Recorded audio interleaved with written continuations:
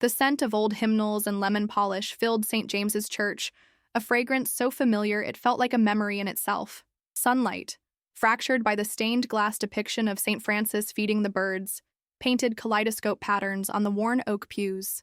From my seat, I could see the dust motes dancing in the light, each a tiny, silent witness to the generations that had sought solace within these walls. Beside me, my daughter Grace fidgeted with the hem of her velvet dress, her youthful energy a stark contrast to the reverent stillness of the congregation. At the front, bathed in the warm glow of the altar lights, stood the new organ. It was a magnificent creation of polished mahogany and gleaming pipes that soared toward the vaulted ceiling, a silent giant waiting to breathe. The old organ, a wheezing and temperamental instrument that had served the parish for nearly a century, had finally surrendered its last note a year ago. Its decline had been slow and painful, like a dear friend fading away. Father Michael, his face alight with a joy that seemed to smooth the weary lines around his eyes, stepped up to the pulpit. "My dear friends," he began, his voice echoing slightly in the hushed space, "today is a day of profound gratitude, a day of music and rebirth. As we dedicate this glorious instrument to the praise of God, we must also extend our deepest thanks." He paused, his eyes sweeping over the faces expectantly looking up at him. I felt my breath catch, my heart a nervous drum against my ribs. I knew what was coming. Grace's small hand found mine, her fingers lacing through my own. She squeezed, a silent acknowledgement of the secret we shared. "This gift," Father Michael continued, gesturing toward the organ, "was given to us by a benefactor who wished to remain anonymous. A soul of incredible generosity who asked for no recognition, no plaque, no earthly praise. They wanted only for this church to be filled with beautiful music for years to come." He smiled warmly. "And while we will honor that wish for anonymity in our records, I cannot help but ask, here, among our family, is there anyone who knows the spirit behind this miracle? Anyone who could tell us, so we may offer a silent prayer of thanks to them directly?" The silence that followed was absolute. It was deeper than the hush that had come before. It was a silence filled with unspoken questions, with the collective curiosity of the entire congregation. Heads turned, eyes scanned the pews. My own gaze dropped to my lap, the worn leather of my mother's prayer book cool beneath my fingertips. My pulse throbbed in my ears. "Say nothing," a voice inside me whispered. "A promise is a promise." It was Helen's voice, my mother's. I could hear it as clearly as if she were sitting right here beside me, her hand on my other side. She had loved this church, but more than that, she had loved its music. When she was a girl, she had sung in the choir, her voice, she'd told me, trying to climb the sunbeams to reach the high arch ceiling. As she grew older, her joy came from listening to the old organ, even as its notes grew wheezy and its keys began to stick. She saw its decline not as a failure, but as a life well lived. "An instrument, like a person, gets tired, Eleanor," she had told me one afternoon as we sat in this very pew, listening to the organist struggle through a prelude. "It has given all it has to give. It deserves to rest." In her final months, when the illness had taken her strength but not her spirit, she had drawn me close. Her hands, once so capable and strong, were frail, but her grip on my arm was firm. "The church needs a new voice, Ellie," she'd whispered, her own voice thin as paper. "When I'm gone, I want you to see that it gets one. My final gift, but anonymously. Music is for everyone. It shouldn't have a name attached to it. It's a gift to God, not for the praise of men." I had promised. And now, that promise was a heavy, warm weight in the center of my chest. I looked at Grace. Her eyes, so like my mother's, were wide and knowing. She knew it was her grandmother's final wish, her last act of love, that stood magnificent and silent at the front of the church. She knew, and she was helping me keep the secret. My daughter, my anchor in this sea of unspoken words. I squeezed her hand back, a silent thank you for her strength, for her understanding.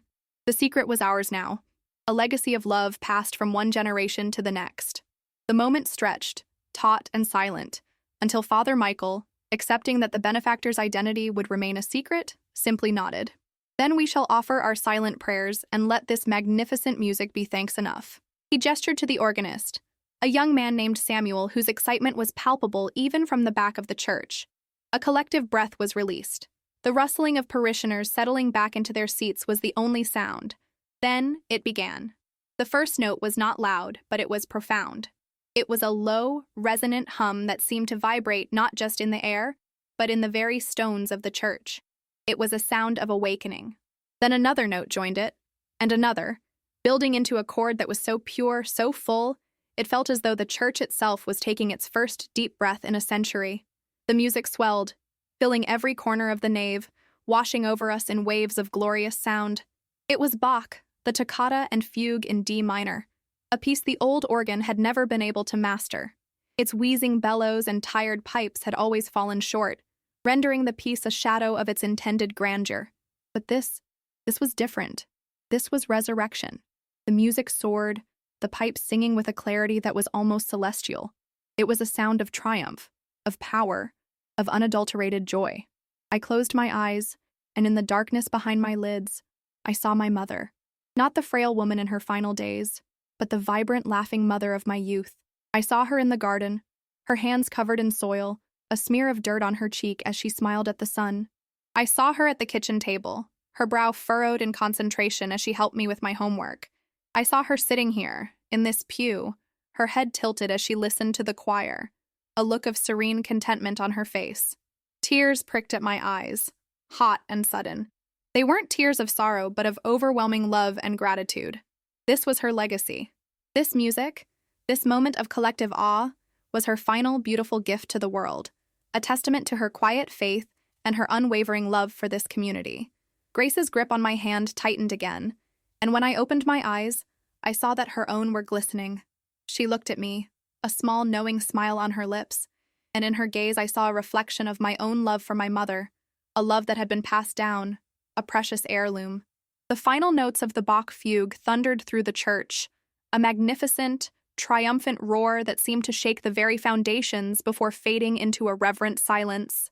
For a moment, no one moved, no one spoke. We were all held captive by the echo of the music, by the shared experience of something truly beautiful. Then, as if waking from a dream, the congregation erupted into spontaneous applause. It was an unconventional sound in the hallowed space of St. James's, but it felt right. It was a human response to a divine gift. After the service, the church buzzed with conversation. The organ was all anyone could talk about. Did you hear that sound? Simply heavenly. I wonder who it could be. The Harringtons, perhaps. They've always been generous. I tried to steer Grace towards the exit, hoping to slip away unnoticed, but a voice called my name. Eleanor, dear, wasn't that just magnificent? It was Mrs. Gable, a woman whose tenure in the parish was matched only by her talent for gossip. Her gray hair was perfectly coiffed, and her eyes, small and sharp, missed nothing. It was beautiful, Mrs. Gable, I said, forcing a polite smile. Beautiful doesn't even begin to cover it, she declared, her gaze sweeping over me with an intensity that made me feel like a specimen under a microscope. A true miracle. It makes one wonder. Your mother, Helen, bless her soul, loved the music here more than anyone. She always spoke of how the old organ was getting tired. My heart began to beat a little faster. Yes, she did. It's a shame she wasn't here to hear this, Mrs. Gable continued, her eyes narrowing slightly. She would have been so thrilled. It's the kind of grand gesture she would have appreciated.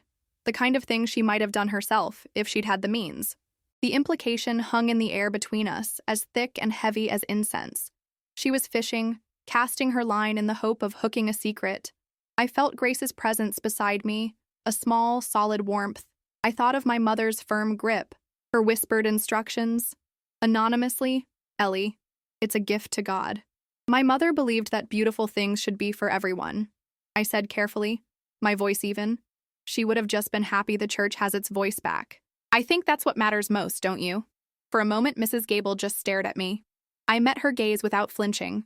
I was my mother's daughter, and I had a promise to keep. Finally, she gave a tight little smile. Of course, dear. You're absolutely right.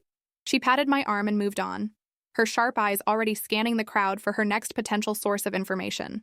As Grace and I walked home under the crisp autumn sky, the golden leaves crunching under our feet, I felt a sense of peace settle over me. The secret was safe. My mother's final wish had been fulfilled, her love transformed into a melody that would echo through St. James's for generations to come. A gift freely given, with no name attached. The weeks that followed were filled with the glorious sound of the new organ. It became the heart of St. James's, its voice a constant, reassuring presence. Samuel, the organist, grew bolder, his repertoire expanding to pieces that would have been unimaginable on the old instrument. The music drew more people to the church, young families and old-timers alike, all coming to hear the miracle organ of St. James's, as it had been nicknamed. With every soaring note, I felt my mother's presence, a joyful, musical haunting that filled me with a quiet pride. The secret was a warm coal in my heart, a private flame that Grace and I shielded from the world. Our new routine was simple. After Sunday service, Grace and I would walk to the small cemetery behind the church where my mother was buried. The gravestone was simple, just her name, Helen Croft, and the dates of her life. There was no grand epitaph, no flowery verse. She had wanted it that way. "My life is my legacy, Ellie," she'd said. "The people who knew me don't need a stone to tell them who I was." We would stand there for a few moments, the sound of the organ's postlude drifting faintly from the church. I would tell my mother about the music, about the joy it was bringing. Grace would add a detail or two, her young voice clear in the quiet air. "They played that really loud one again today, Grandma," she'd say, and I knew she meant the Bach toccata. It felt like a continuation of our lives with her, a way of keeping her part of our world. The trouble started on a bright, cold Sunday in late October. The autumn leaves were a riot of color, and the church was packed. After the final hymn, Father Michael stepped not to the pulpit, but to the front of the altar, a wide smile on his face. "My friends," he announced, his voice filled with an infectious excitement, "we have some wonderful news. The story of our anonymous benefactor and our beautiful new organ has reached the ears of the diocesan newspaper. They wish to do a feature story on our parish, on this incredible act of generosity." A murmur of approval rippled through the congregation. "They believe," he continued, "that such selflessness should be celebrated. They want to honor our anonymous donor with their annual Community Spirit Award. Even if the person wishes to remain nameless, the paper wants to celebrate the spirit behind the gift. They want to interview people, to write about what this has meant for St. James's." My smile froze. The warm coal in my heart turned to a stone of ice. This was the one thing my mother had explicitly forbidden. It's a gift to God, not for the praise of men. An award, a newspaper feature, it was all praise. It was public recognition, the very thing she had shunned. It would turn her quiet act of faith into a spectacle. Beside me, I felt Grace shift. I glanced down at her. Her brow was furrowed, not with anxiety, but with confusion. "But, isn't that a good thing, Mom?" she whispered, her voice barely audible over the excited chatter of the parishioners. "They're just saying thank you. Grandma deserves a thank you." I saw the logic in her words, the simple, honest gratitude of a child. But she hadn't been there for the late-night conversations. She hadn't heard the conviction in her grandmother's weakening voice. I remembered one evening, long before she was ill, watching a news report about a philanthropist who had donated a large sum to the city hospital and had a wing named after him. My mother had clicked her tongue in disapproval. "When you give, she'd said, shaking her head. "You don't put your name on it like a brand on a cow. It cheapens the act. It becomes about ego, not about grace.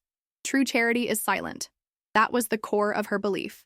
It wasn't about modesty. It was a deeply held conviction about the nature of giving. Now, the world, with its best intentions, was threatening to trample all over it.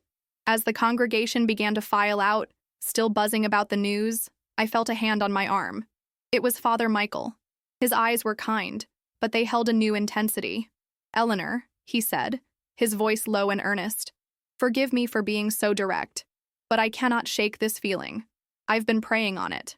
He took a deep breath. The newspaper reporters are very keen to speak with someone who might have known the donor, someone who could speak to their character, their love for this parish. He paused, his gaze holding mine. "And my thoughts keep returning to your mother. Helen had such a spirit of generosity, such a deep love for our music. I know you are a private person, Eleanor, and I have honored the benefactor's request for anonymity. But this award, it's about celebrating the act itself. It could inspire so much good. If you know anything, if you could offer them even a small anonymous insight into the kind of person who would do this, it would mean so much."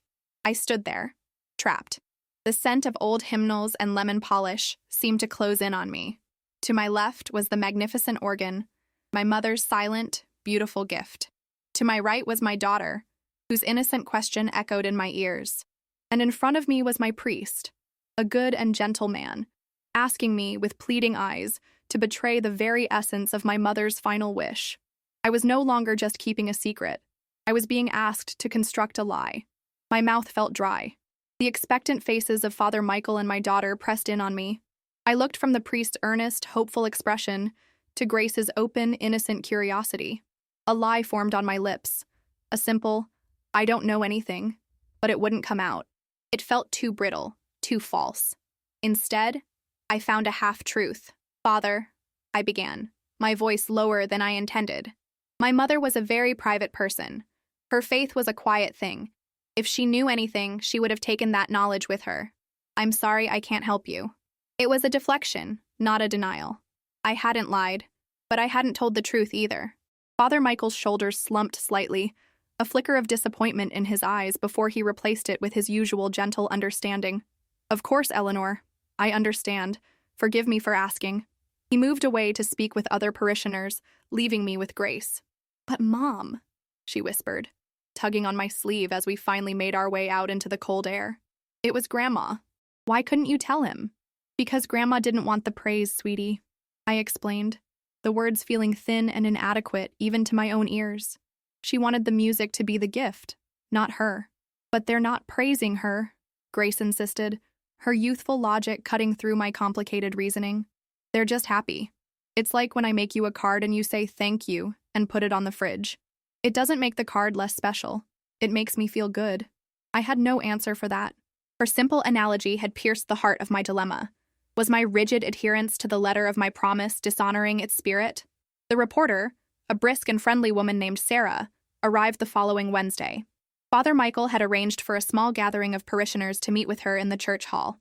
I had intended to avoid it altogether, but Mrs. Gable, with the instincts of a heat-seeking missile, cornered me near the entrance. "Eleanor, you must come in. You knew this church in the old days. You can tell her how much this means." Before I could protest, I was ushered into the hall and seated at a table with Sarah, Father Michael, and a few other long-standing members of the church. The room smelled of coffee and shortbread. I felt like a fox in a henhouse. Sarah was good at her job. She was warm and engaging, her questions designed to elicit stories, not just facts. She asked everyone what the music of St. James's meant to them. People spoke of weddings and funerals, of Christmas Eve services, and the simple comfort of a Sunday hymn. Then, she turned to me. "Father Michael mentioned your late mother, Helen, was a great lover of music." I nodded, my throat tight. "Yes, she was." "What do you think she would have said, seeing this magnificent organ here today?" Sarah asked, her pen poised over her notebook. My mother's voice was in my ear again. "It's a gift to God." But then, Grace's voice joined it. "It's like when I make you a card." I took a breath and decided to tell the truth, but anonymously. I would describe my mother's spirit, her philosophy, and attribute it to the nameless donor. It was a risk, a tightrope walk over a canyon of discovery, but it felt more honest than silence. I think the person who gave this gift would feel that the music is its own reward," I began carefully. "I think they would be the kind of person who believed that faith isn't something you announce. It's something you live. They would have seen the tired old organ not as a failure, but as a faithful servant that had earned its rest." As I spoke, I felt a strange sense of release. I was sharing my mother, her very essence, without ever saying her name. I was honoring her spirit. They would have believed, I continued, gaining confidence, that a gift to a community, to God, shouldn't have a name attached. It becomes about ego then, not grace. True charity is silent. I used her exact words. It felt right. Sarah was writing furiously, a small, impressed smile on her face. "That's a beautiful sentiment. True charity is silent. You paint a very clear picture of this person's character. Humble, faithful, and deeply generous. That's Helen, all right, Mrs. Gable piped up from across the table. That's exactly the kind of thing she would say. She had very strong beliefs, our Helen. My blood ran cold. Mrs. Gable, in her gossipy way, had just connected all my anonymous dots. I saw a flicker of understanding in Sarah's eyes. She glanced at me, then at Father Michael, whose expression was one of dawning realization. He looked at me, his mouth slightly open, as if seeing me for the first time. I hadn't said a name. I hadn't broken my promise. But in that moment, sitting in the church hall that smelled of coffee and my own quiet panic, I knew that I had given the secret away. The silence that followed Mrs. Gable's pronouncement was more damning than any accusation. It was a silence of confirmation. Sarah, the reporter, gave a small, almost imperceptible nod. Her expression was not one of triumphant discovery, but of deep, professional respect. She closed her notebook. Father Michael's gaze met mine across the table, and in his eyes I saw not disappointment, but a profound and sudden understanding. He had the answer he had been praying for. I felt my cheeks flush with heat. I had walked a tightrope of truth and, in the final step, had fallen. I mumbled an excuse about needing to get home and practically fled the hall, pulling a bewildered Grace along with me. The crisp autumn air did little to cool my burning face. I had failed. I had kept the letter of my promise, but not its heart. My mother's secret, the quiet, anonymous soul of her gift, was now common knowledge in the one circle she had wished to keep it from. The walk home was silent. Grace seemed to understand that I needed the quiet, her small hand clutching mine, a steady, comforting weight. When we got inside, she finally spoke. "Are you in trouble, Mom?" I sank onto the sofa, the weight of the afternoon pressing down on me. "No, sweetie. I feel like I let Grandma down."